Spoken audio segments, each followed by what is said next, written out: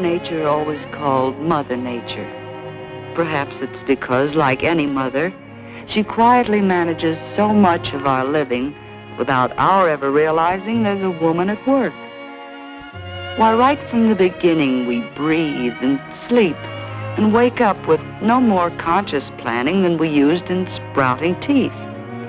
Mother Nature controls many of our routine bodily processes through automatic control centers called glands. The story of menstruation really begins with one particular gland. It's located here at the base of the brain, and it's called the pituitary gland.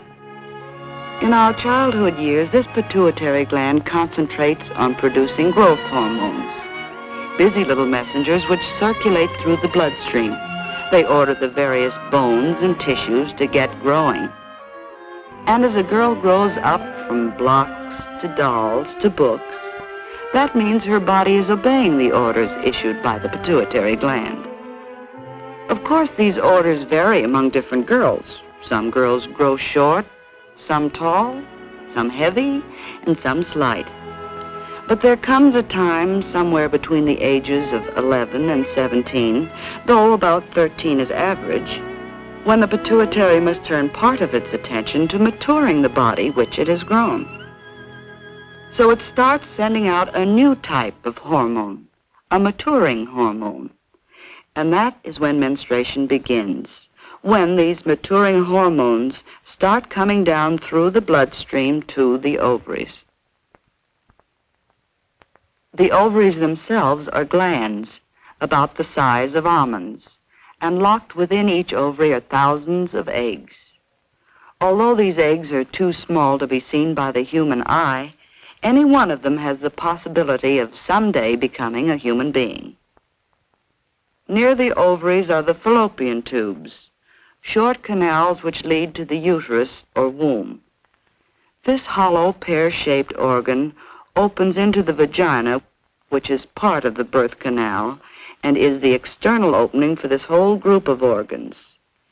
So, as you see, there is a continuous passage from each ovary through the fallopian tubes, uterus, and vagina to the outside of the body. These organs function in a continuous cycle. The pituitary gland starts the process when it sends its maturing hormones down through the bloodstream to the ovaries. Now one of the ovaries passes on an order of its own to the uterus. It tells the cells which make up the lining of the uterus to multiply and fill themselves with watery fluids and blood. This begins to build up a thickened lining of somewhat velvety material. At the same time, an ovary has been maturing an ovum or egg, which is magnified here so that we can see it. About once a month, one of these tiny eggs passes out of the ovary and finds its way into a fallopian tube, where it moves along toward the uterus.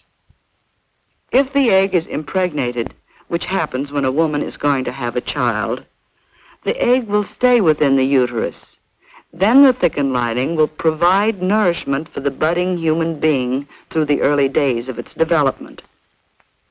However, most eggs pass through the fallopian tubes without being fertilized. When this happens, there's no use for that potential nourishment in the built-up lining of the uterus. And so, in a few days, it passes from the body. This is the flow which we call menstruation. So, as we see now, menstruation is just one routine step in a normal and natural cycle that is going on continuously within the body. The time between periods is usually about 28 days. However, it may be shorter for some girls and longer for others. The flow itself may last anywhere from 3 days to 7.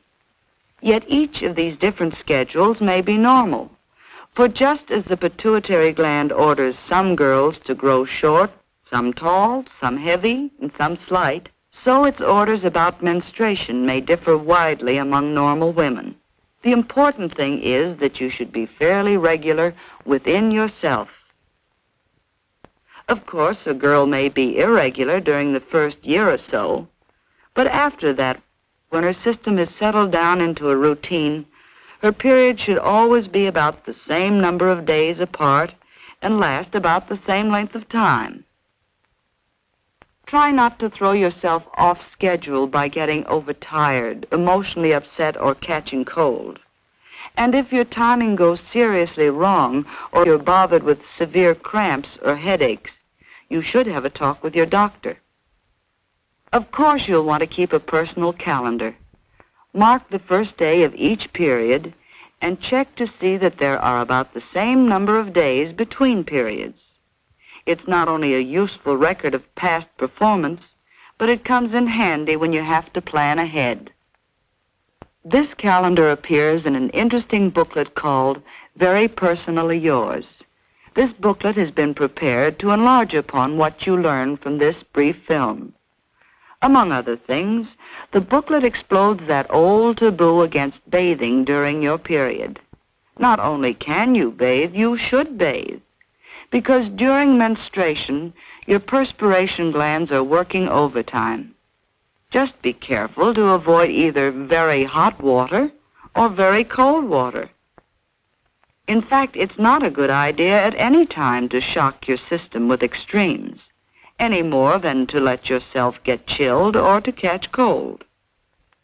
And as for the old taboo against exercise, that's nonsense.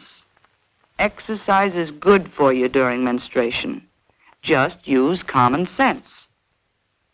When you come to think of it, most of your daily routine is on the mild side.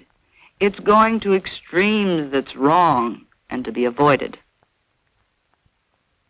To most girls, the menstrual period should bring no severe discomfort. Some girls have a little less pep, a feeling of pressure in the lower part of the body, perhaps an occasional twinge or a touch of nerves. But don't let it get you down. After all, no matter how you feel, you have to live with people. You have to live with yourself, too.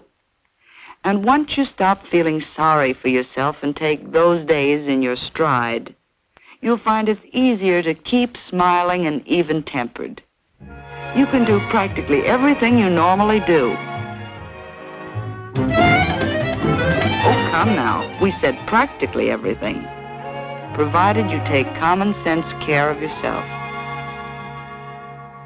Exercises to relieve cramps are illustrated in the booklet. Try them. With the guidance of a qualified person, you may find they help. And do something about that slouch.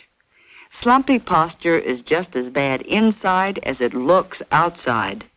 So stand up straight and let the organs function from the position that nature intended. One way to help them function normally is to avoid constipation.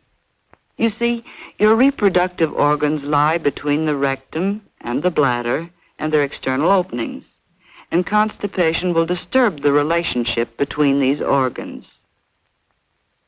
So you'll find it worth your while to drink plenty of water, eat plenty of fruit, and to include cereals and eggs and leafy vegetables in your daily diet.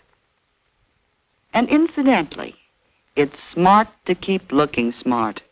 That well-groomed feeling will give you new poise and lift your morale, especially when it's backed up with year-round fresh air and sunshine and plenty of rest and sleep.